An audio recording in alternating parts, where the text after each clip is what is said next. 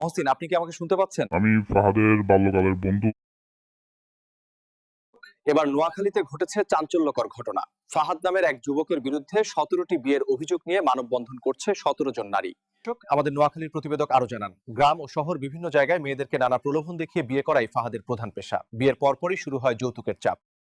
এ ব্যাপারে বিস্তারিত জানতে আমরা ফাহাদের এক বন্ধুর সাথে সরাসরি মোবাইল ফোনে কথা বলবো। হ্যাঁ মহসিন, আপনি কি আমাকে শুনতে পাচ্ছেন? জি, বলুন তো আসসালামু আসলে আলাইকুম। ঘটনাটা কি আমি আপনাকে হয়েছে। শুনতে পাচ্ছি। হ্যাঁ। আসলে ভাই কি বলবো, আমি ফাহাদের বাল্যকালের বন্ধু বলতেও লজ্জা লাগে। ছোটবেলা থেকে ওর সাথে আমি একসাথেই বড় হয়েছি। তাই তার কুকর্মের সবকিছু সাক্ষী আমি। হ্যাঁ।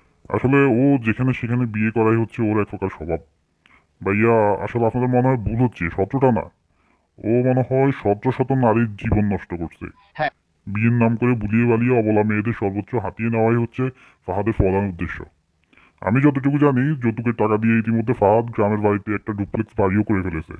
আসলে ও জীবিকা নির্বাহ করে এটা দিয়েই, যৌতুকের টাকা দিয়েই। কি বলবো, আসলে এগুলো নিয়ে আমার এলাকার মানুষ, আমি আসলে কিছু বলতে চাই না, তারপরে আপনি বারবার রিকোয়েস্ট করাতে এখন বলে ফেলছি। ঠিক আছে, ধন্যবাদ, ভালো হ্যাঁ। থাকবেন।